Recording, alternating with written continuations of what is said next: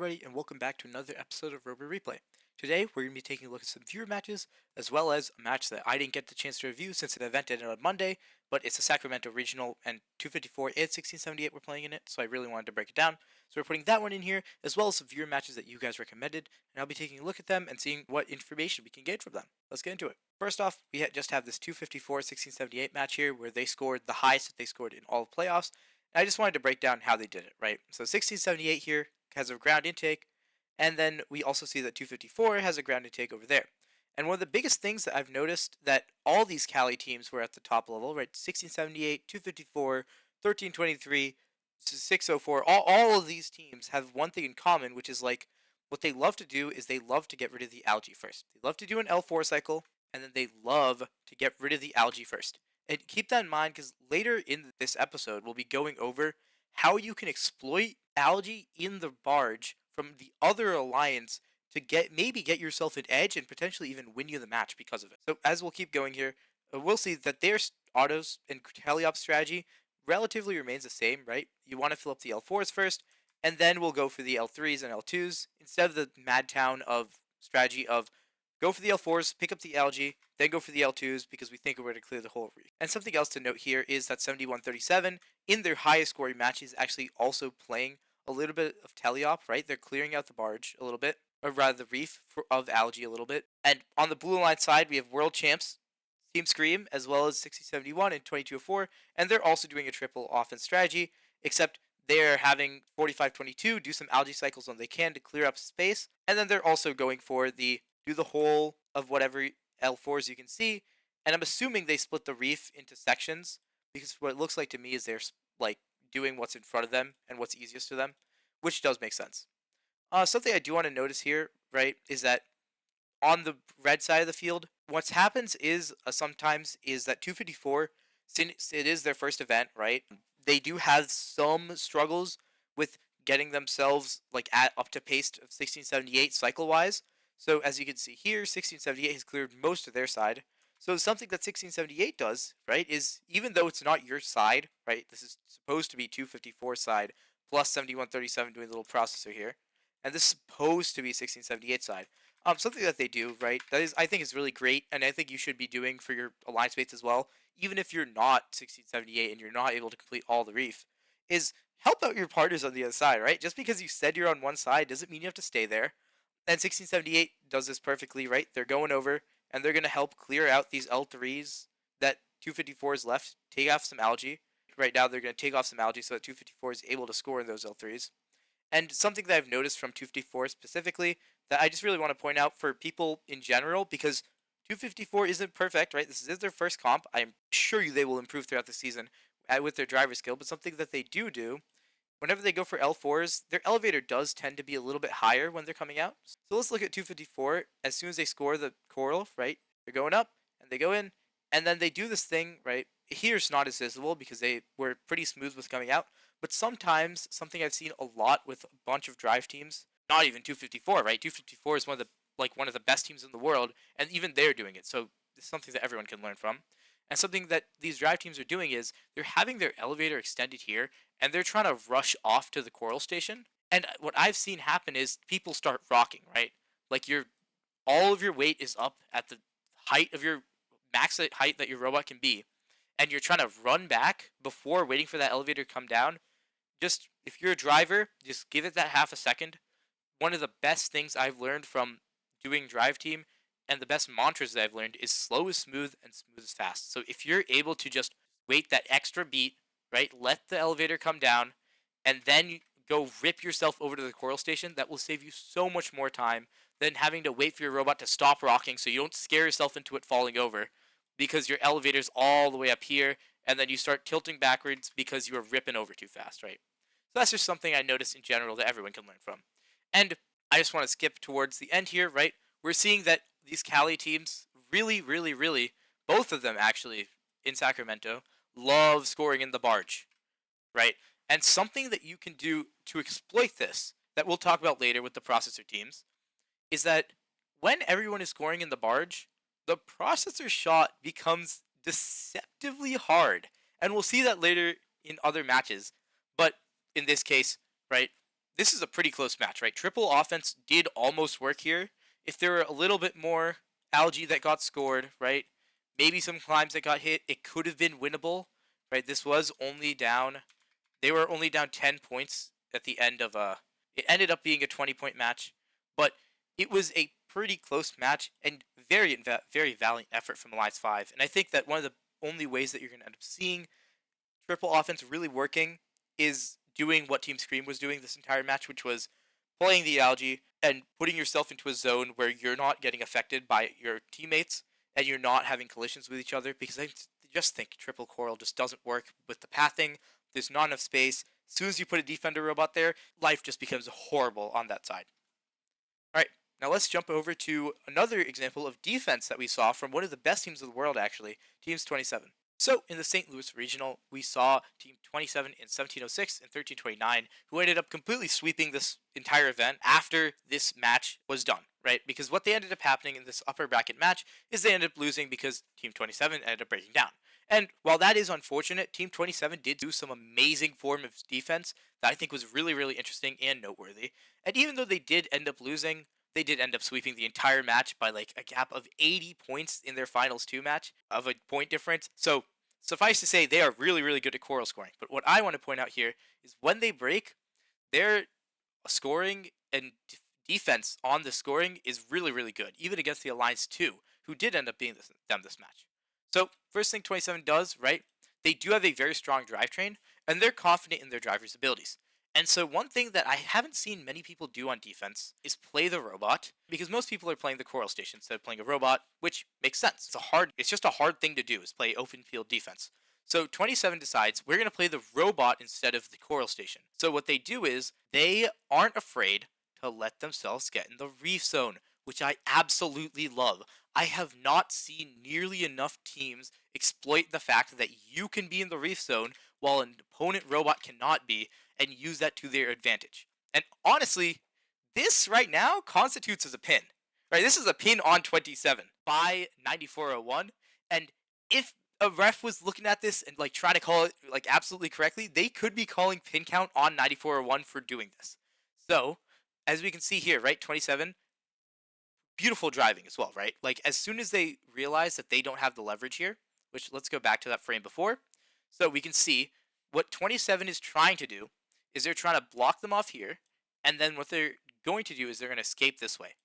So what they're doing is they're trying to make sure this corner of their bumper doesn't get stuck and doesn't get like completely fried as 9401 turns in here, because otherwise they're going to end up getting a foul, right? Because then these two robots are going to end up side to side. But instead, what 27 does is say, we're going to sit here for as long as possible, and maybe we're going to be able to get flat. If we're not going to be able to get flat because 9401 has too good of a drivetrain, we're just going to try to burn out so that we're not going to get stuck. And that's what they do, right? They get touched, and then they burn out. And this is not a penalty because 9401 was not in the blue reef zone while 27 was touching. There's a gap there. So that's perfectly legal. I think something that people should be using a lot more, right? This idea of sit in their reef zone, make them come to you, and force this blue bot to help you out. I'd force you out, rather. And then, when a blue bot comes to force you out, make sure you have an escape plan, like 27 did in that case. Where even if you are getting out leveraged, make sure you're able to rip out of there so you don't get a foul. So, we can see that a 27, again, right, light tap here, little bit overplayed, showing you how dangerous the strategy of defense is. If you mess up even a slight bit, you are going to get called a foul on. So 4500 does do great to like get their corner into the reef zone there, and then 27 gets called. But then we see them, again, do the exact same thing on 9401, where, if we look at the bottom here, we see that they were trying to get leverage. Go back a bit, right? They're trying to see if they can get leverage this way. If they're able to push themselves into that corner by rotating and out-rotate 9401, then they'd be flat against this reef, and 9401 would have no choice but to try to back up and try to go back in by some other way. Instead, because of the fact that 27 isn't translated down enough, right? So 9401's corner here isn't blocked from fully rotating, and they're able to do this rotation. 9401 is able to go in and get themselves all the way inside. So if any robot is playing defense, right, and you want some advice on how to play this interaction, you see this little gap here that 27 has on 9401's bumper, right? There's a little gap here with 27 slightly ahead. If that gap is a little bit more, right? You're able to push 27's robot down, or if you're defending a robot, come a little bit towards you. Then 9401, when they rotate, is going to be more on the middle of your bumper when they try to rotate, meaning that you can match them whichever side they want to rotate. Because, like, if they're trying to rotate like this, then you can just translate yourself this way. And then if they're trying to rotate like this, you can just translate yourself that way. So you're able to react to it. In this case, 27 doesn't get enough. They don't get enough push down, so 94-1 is able to make that turn, and then they're in. And then 27 goes to they go to the sweet spot. I love the way 27 played this, right? They're going from play the robot to, oh, we serve robots here. We're going to do what we think is what we saw 321 do a ton of last season, which is take a robot, use the sidewall against them, right? So in case 4500 doesn't just go sit here and tank the pin, so try to put your bumper on them and make them make a move on you. In this case, it works great, right? 4500 tries to turn out, but 27, we can see it right here, right? About the turning on a bumper thing. Since 4500's bumper corner is in the middle of 27's bumper, we can see that they have nowhere to turn, and they have no leverage at all. And so what 4500 does is they say, okay, we're just going to try to take the pin, or we'll try to slip out. They do end up slipping out here. Right, let's go back and see how that happened. So they turn a little bit, and then 27 just overplays it a bit, right? They slide a bit down, and then they're out. But again, right, 27 immediately back in it. 4500, the best thing to do as an offense robot here, if you're getting a defender who's really good like 27, is instead of letting yourself get caught up again, right, on the side here, like 4500 does, they let themselves have bumper-to-bumper contact. I just start spinning, right? Just fully spin yourself out of there. Just literally do not bother with trying to just translate yourself into the reef. I would just rotate all the way, and 4500 does end up doing that, but there was a world where 27 rotates themselves back in here, and is able to catch 4500. And then, yeah, 27, another great job, right? I don't think that was contact. I don't think they got called for it. Again, I can't check because Alliance 2's the entire HUD is covering that, but it looked like 27 did a great job to get out of that. And then you wait, right? Look at what 27 is playing. They're playing more towards this side because they thought the 4500 would lean towards this side, and they're going to try to catch them as they're trying to go to the coral station. Unluckily, they're algae, bunch of corals that ends up in their face. They're not able to catch them, but they are able to play a little bit of defense and push them out to way to the corner here instead of allowing them to go for something that's really close in front of them, which is good for 27, and then they're able to step out, right? And then again, we see 27 posture in this area, which I love, right? Posture where, so in this case, I assume they would be going for 4500, so you're posturing towards the coral stations that you think they want to go to, and if not, if you think they're going to rip it like this, you have time to slide against the alliance wall and slide yourself in there. And then let's just watch as what they do, right? They're clearly marking 4500 here, and you see that 4500 does want to go in, and then again, we can see what Rush does, right? Stay in the middle, don't overplay, do not commit to one side too heavy, and you're able to just completely lock 4500 out of this coral station, and then they're forced to wait for 94-1 to complete a collection cycle before you have to go there. And again, this only works on funnel robots, but it is really good defense against funnel robots. And then they go for a climb, right? And they do end up losing this match, unluckily, but they will end up winning the entire event later on. Great defense by Rush. First time other than the 427, I believe, machine that I've seen some really good defense in this game. Absolutely loved watching them, even though the robot didn't end up, but it was great to watch.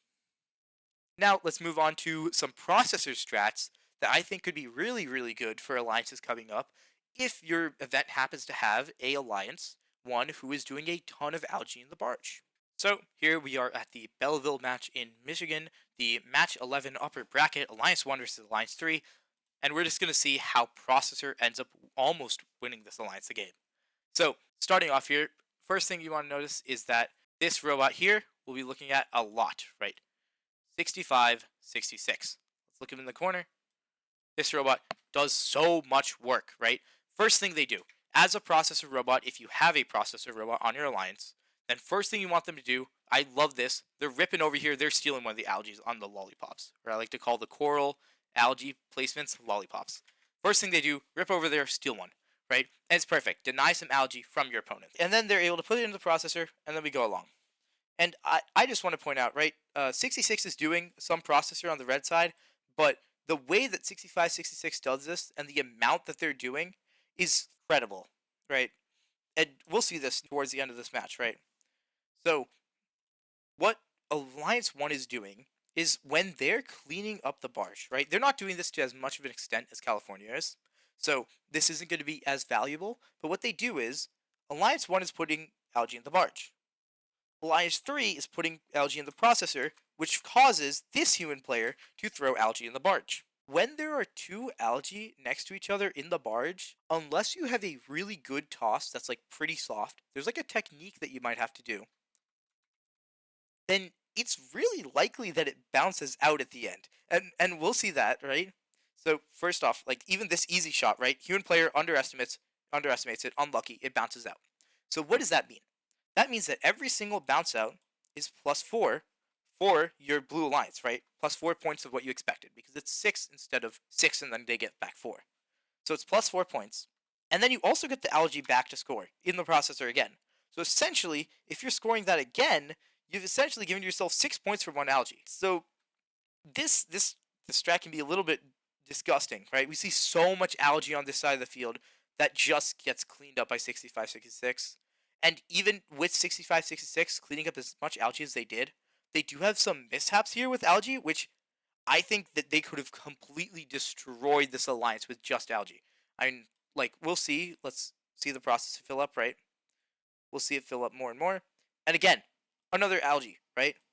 A shot that goes up, hits a algae in the middle, and it bounces out, and that's another 6 points that you could potentially get, at least 4 that you just got. And then you can see it, right? Look, 6566 picks one up, and okay, we're going to pick up another algae. And we're going back to it, right? And then we put another one up. This one lands in, but you can see it's very, very close to bouncing out unless you have like that perfect toss going every single time. And you can see again, 6566 picks up that same algae that was just missed and then throws it back up. And then we take another algae and then we're putting it in. And so something I do like that Alliance 1 does here is they are saving these two algae for the end of the match because it is an 8-point swing. Hiding your score from the other alliance is something that's been really, really, really big in events where climbs have been like really big point swingers. So the reason that this Alliance 1 human player isn't throwing these two algae in that have already been processed is that what you do is if you give Alliance 3 an idea of, hey, we need to go climb, right? Because we're already up. So in this case, it wouldn't be true because they were pretty dead even. But the idea is that if you are in a match where the other alliance is somewhat ahead of you in points value, then hiding these two 8 points could make them think that, hey, we're safe to go climb, we have a pretty good lead. So then they go early, they stop the coral scoring, and that gives you time to ram some coral on, put that last two algae in, you get a huge point boost at the end, and then you climb when you think you need to, rather than thinking that you need to go climb early because you have these two processor algae sitting here. So we'll see. Let's watch this human player at the end here, right? 1, and then he'll have to throw these two in at the last second, which is one of the harder things about the strategy, right? You do have to put some algae in at the end, and then again, 4 points missed, and they get one back. So although the Red Alliance does end up winning this match, right, by a pretty decent margin, this algae score, I think I love this strategy, and I will be seeing in the next match how this actually ended up winning an Alliance a match with the same strategy of using the processor to absolutely screw over an Alliance 1. So we're here at the Berrien Springs event, and Alliance 4 will end up beating Alliance 1 in this match. And the entire way that they do it is just through this processor. It is one of the biggest things. So first thing I want to notice, right, 10-6-6-6. They are a every bot, or somewhat of an every bot, right, L1 coral scorer who has a processor mechanism at the end of them. This processor mechanism can take algae off the barge, which is lovely for their alliance, and it just scores in the processor, right? That's their whole job. They are a processor robot. They do one thing, they do it really well. And so we can see already, right, you're starting to rack them up, right? 288. Human player throws one up, and it's in.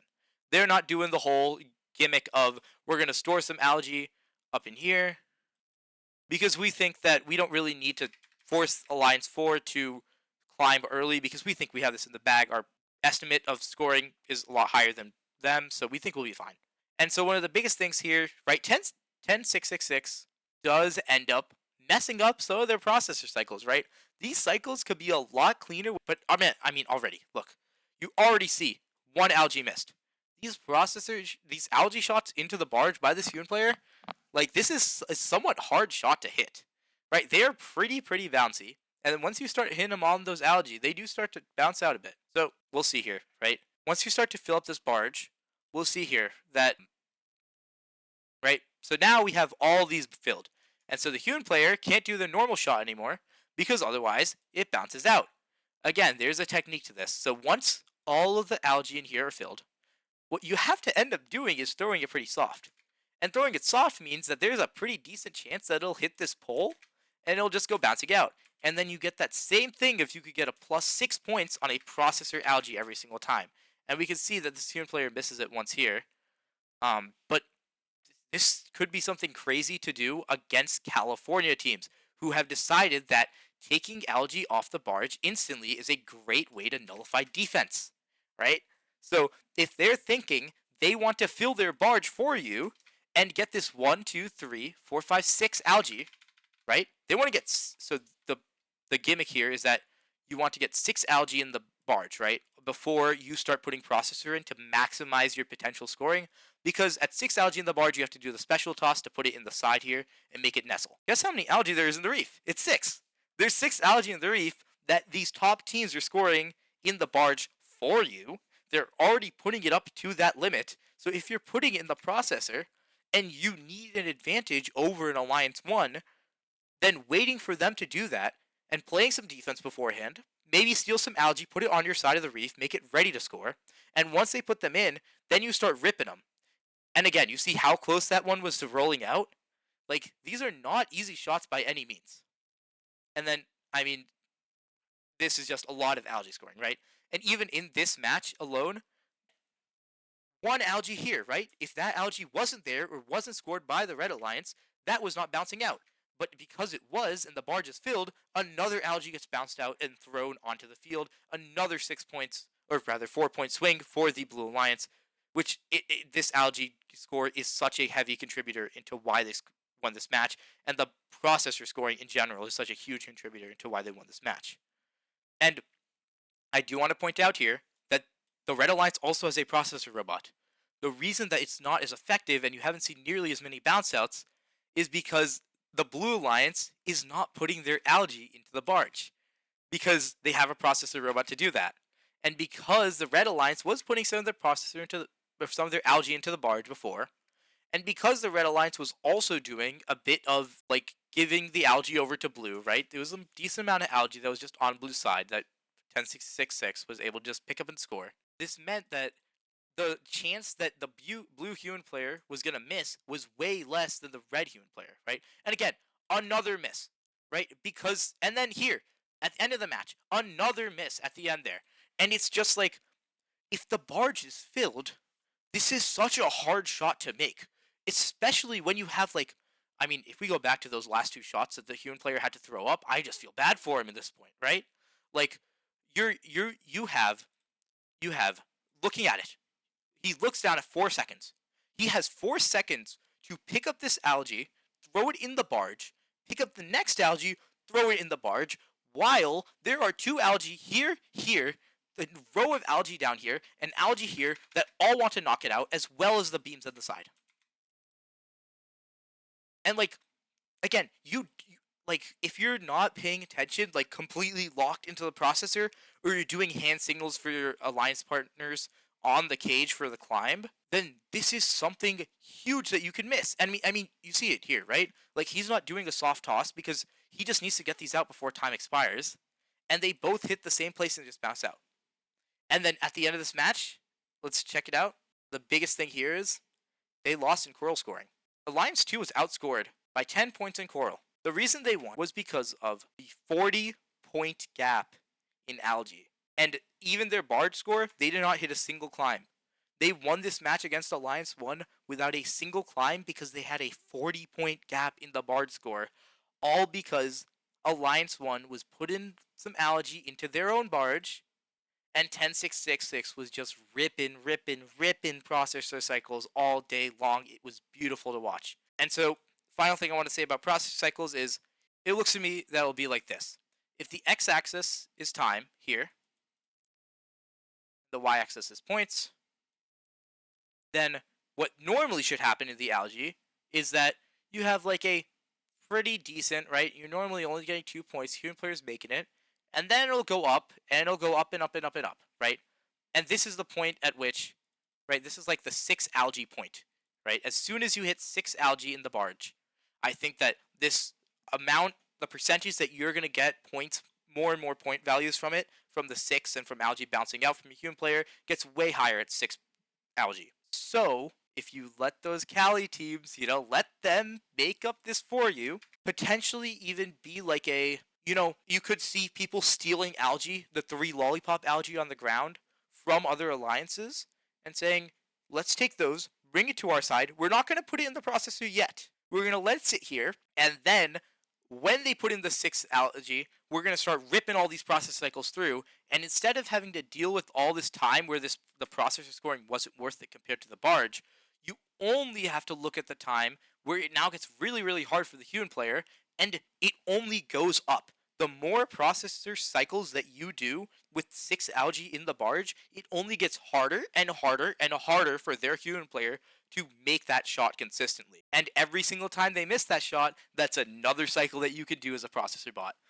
I think that with these Michigan teams showing how you can use algae correctly, I wouldn't be surprised if we saw some processor scoring deciding some matches at Worlds playoffs if someone is able to figure this out and use it consistently really, really well. I think that this is how you're getting upsets against the top scoring coral robots in the world. It is algae, but it might not be in the way that you think. That was another episode of RoboReplay.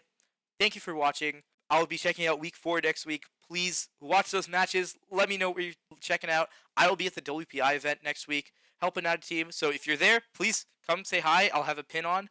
Otherwise, please let me know matches from next week that you want me to check out. I'll be doing another viewer review matches. Thank you for watching, and have a lovely day.